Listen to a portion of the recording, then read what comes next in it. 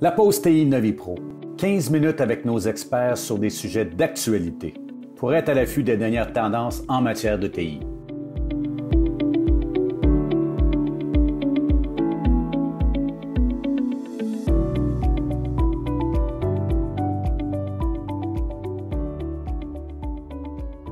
Eh bien, bonjour à tous et à toutes. Mon nom est Pierre Tocci. Je suis votre animateur pour cette pause TI. Nous en sommes à notre 22e édition.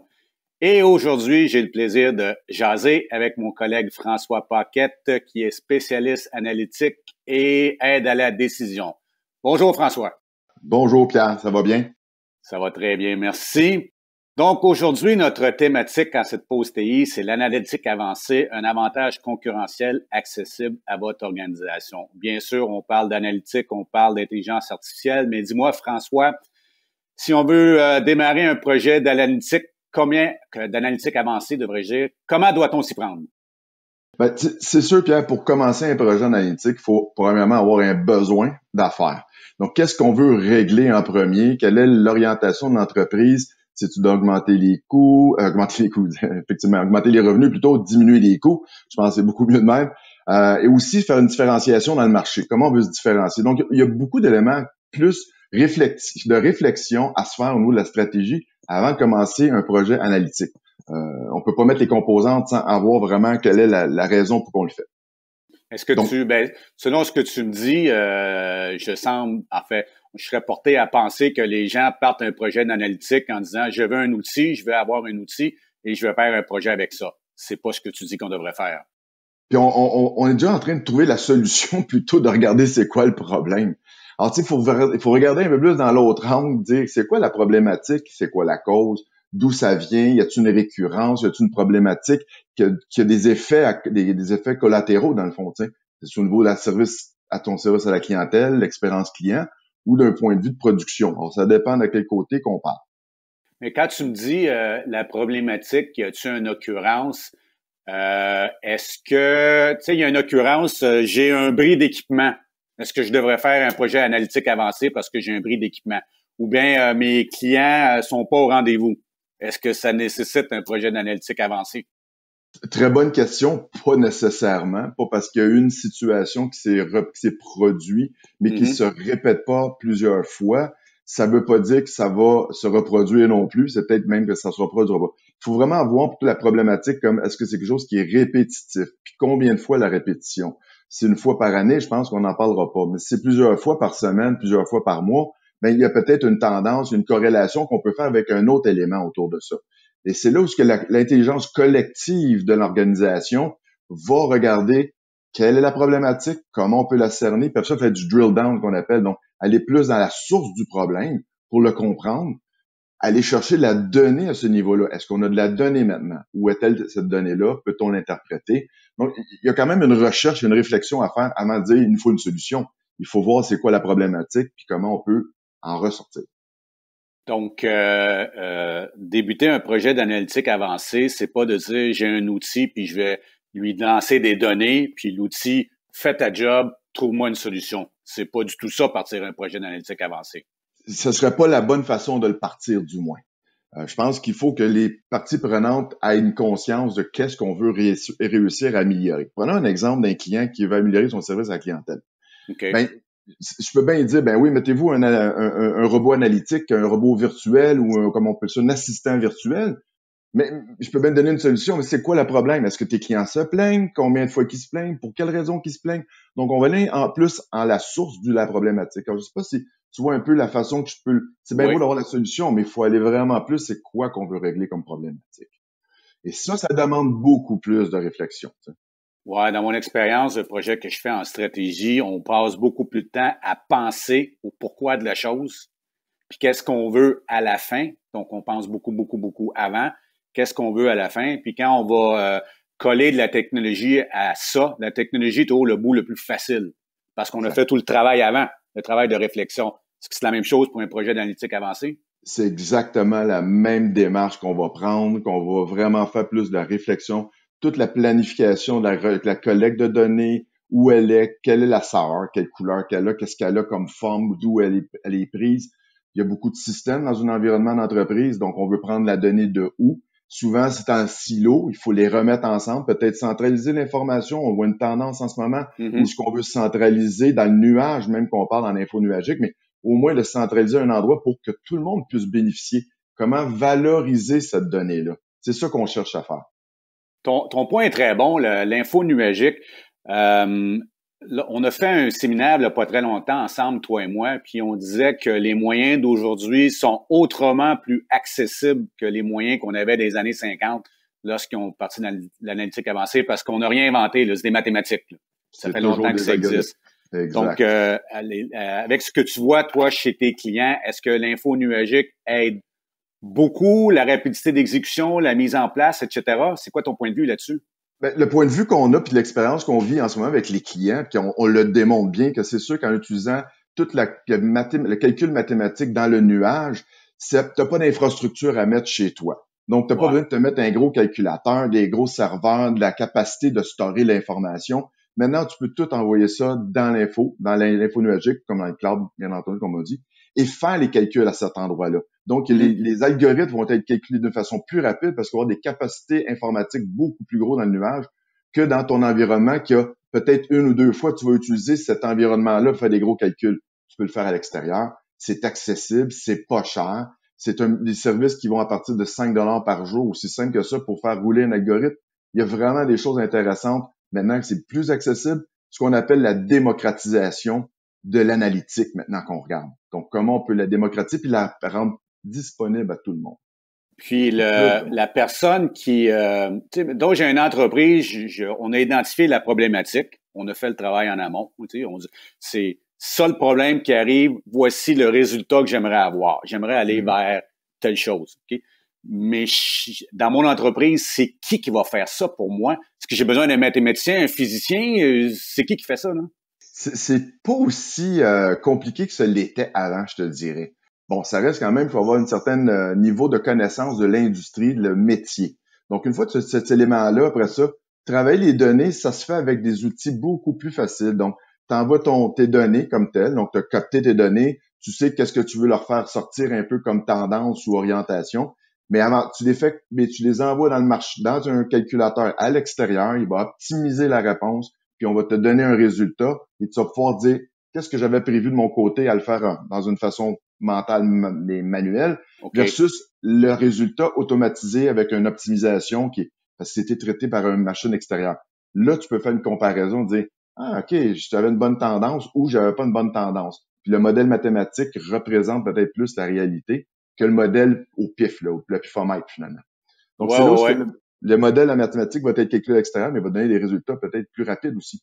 Parce que le temps de faire tes modèles, des fois à la main, puis mathématiquement avec des fichiers Excel, ça finit plus, puis finalement, tu es en train de te tomber dans la calcul mathématique trop élevé pour les capacités que tu as. Donc, c'est bien plus facile, même pour un analyste maintenant, d'envoyer ses données à l'extérieur puis recevoir un résultat. Donc, ça peut être une analyse d'affaires, ça peut être une personne au marketing, ça peut être quelqu'un à la logistique, au transport, des finances aussi. Beaucoup, on voit les tendances aussi d'utiliser l'analytique pour les finances. La fraude, le risque de management, risk management qui appelle ça. Donc, éviter les risques.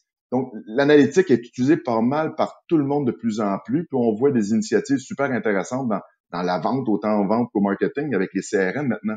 On fait parler la donnée, on écoute qu'est-ce que nos clients ont en commun, qu'est-ce qu'ils veulent définir, qu'est-ce qu'ils ont comme besoin. Okay, donc, on a dans l'accessibilité qu'on parlait en entrée, c'est la puissance de traitement, mais on l'a à cause d'un info nuagique. Les connaissances acquises pour utiliser des algorithmes mathématiques, on les a parce que les plateformes nous les fournissent. Donc, on a besoin d'un expert dans le domaine qui serait normal. Oui. Dans le fond, on veut pas arriver garbage in, garbage out, comme on dit. Puis c'est pas juste une histoire de lancer des données à un robot puis qui va te sortir une solution. C'est pas du tout ça, là, l'analytique avancée. Du tout. C'est pas le point. Puis dis-moi, si je te demandais les erreurs à ne pas faire, c'est quoi les erreurs classiques? L'erreur classique, c'est de vouloir avoir la solution on the spot, immédiatement fonctionnelle, penser qu'il y a de l'automagie là-dedans, que ça se fait rapidement, puis qu'il n'y a pas de réflexion à avoir. Donc, l'automagie. L'automagie, effectivement. c'est fait. C'est pas du café instantané qu'on fait avec l'analytique. Ça, c'est sûr et certain. Donc, je pense que c'est plus le côté, faut faire de la réflexion, faut voir qu'est-ce qu'on veut corriger. Tu sais, on a, dans le dernier séminaire qu'on a vu aussi, on parlait de différenciation. Sur quel niveau de différenciation qu'on veut être auprès de dans le marché, dans le fond? C'est-tu parce qu'on a un meilleur coût, peut-être un meilleur positionnement au niveau de notre offre, parce que notre offre est unique? Qu'est-ce qu'on veut sortir? Qu'est-ce qu'on veut être différent des autres? Mais il faut faire ces réflexions-là d'entreprise. Puis celle-là, c'est là où il y a beaucoup moins d'efforts qui est fait. Les gens pensent aller tout de suite vers la solution. C'est peut-être pas la bonne façon de faire. Puis, tu sais, c'est un modèle itératif, hein. Donc, on essaie, erreur, essai, erreur. Donc, ça va être normal et c'est un projet d'analytique avancée. Ça va demander quand même des efforts, mais des efforts de réflexion, de dire est-ce que c'est le bon modèle, puis de revoir, de toujours se reposer la question. Donc, ce que tu dis dans les essais-erreurs, là, si moi, encore dans mes fonctions, je regarde le risque d'entreprendre une transformation, okay? Que ce soit n'importe quelle transformation au niveau des TI, si j'y vais à petits pas, comme tu dis, risque-erreur, avancée itérative, donc on mange un éléphant une bouchée à la fois, Exact. Donc on risque beaucoup moins d'investir de grosses sommes d'argent, de beaucoup de cycles de temps, de monopoliser des gens de plancher ou des experts qui font rouler la business. Si je vais comme ça avec l'accessibilité à l'analytique avancée va me permettre d'éviter ces choses-là puis de dire, dans le fond, on n'a pas de besoin parce que ça coûte trop cher. C'est ça. Puis tu vas toujours avoir des étapes. C'est pour ça qu'on dit toujours que c'est un processus étapiste, mais c'est normal et c'est correct parce que tu vas toujours t'améliorer. Et plus qu'on s'améliore, comme les algorithmes, ils s'améliorent avec le machine learning. Donc, plus ton modèle va se raffermir, plus ton modèle va être plus précis, plus ta précision va être bonne pour ton prescriptif après ça. Qu'est-ce que je pourrais faire pour éviter que ça arrive la prochaine fois? C'est ça qu'on veut faire aussi. C'est comment améliorer le modèle. Puis c'est ça que l'analytique avancée va vous permettre de faire, c'est d'aller tester, faire des corrélations, puis comment je peux m'améliorer, comment je peux être plus différent dans le marché, puis à un frais tellement accessible maintenant plus qu'avant. Ouais, je comprends. C'est comme si j'embauchais quelqu'un quelqu'un qui a toute l'expertise pour 1 heure de temps, mais j'ai pas besoin de le former. Il a l'expertise, je le loue à l'heure, ou je le loue aux minutes, ou je le loue à 5 minutes, etc. Okay. Effectivement. Donc, si j'étais pour résumer notre conversation, François, c'est que un projet d'analytique avancé, il faut déjà avoir en tête c'est quoi la piste qu'on veut découvrir, je pourrais dire, OK? Qu'est-ce qu'on va améliorer ou Qu'est-ce qu'on va améliorer? Se démarquer. On peut pas juste pitcher des données à un robot puis dire « trouve-moi quelque chose », ça fonctionne pas comme ça. Ça fera pas ça. Ça fera pas de résultat. Ça fera pas de résultat. Faut pas penser non plus que l'analytique avancée, c'est la solution à tout, comme l'intelligence artificielle, que ça va faire les choses pour moi. C'est plus pour m'aider. À prendre une décision. Effectivement. C'est juste que je m'en vais. Ça va t'aider à prendre une décision parce que tu vas avoir plus de choix. Tu n'auras pas juste une seule réponse aussi à ton modèle. Tu vas peut-être avoir 2, 3 réponses parce que tu as des contraintes que tu vas modifier. Il y a des contraintes qui arrivent normalement dans une entreprise ou avec un client. Donc, tu vas les modifier puis tu vas avoir un résultat différent. Oh, OK, juste ce petit changement-là peut avoir une influence.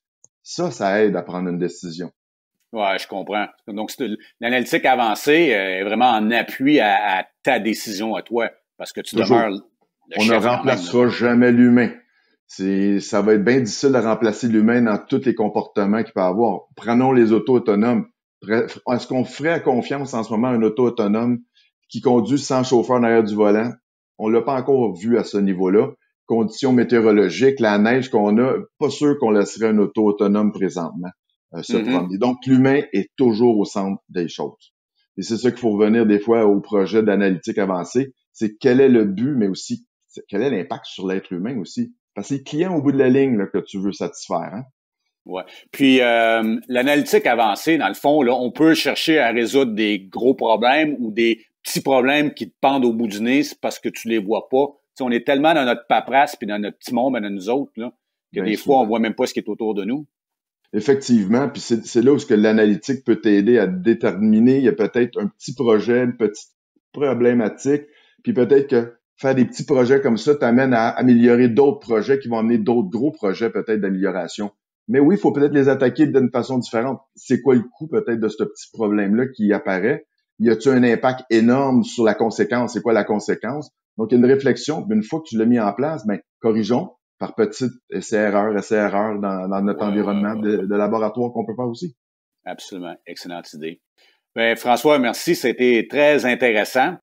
Je vous rappelle, mesdames et messieurs, que le contenu de cette pause TI est sur notre hub de contenu qui est à hub.novipro.com, aussi en version balado.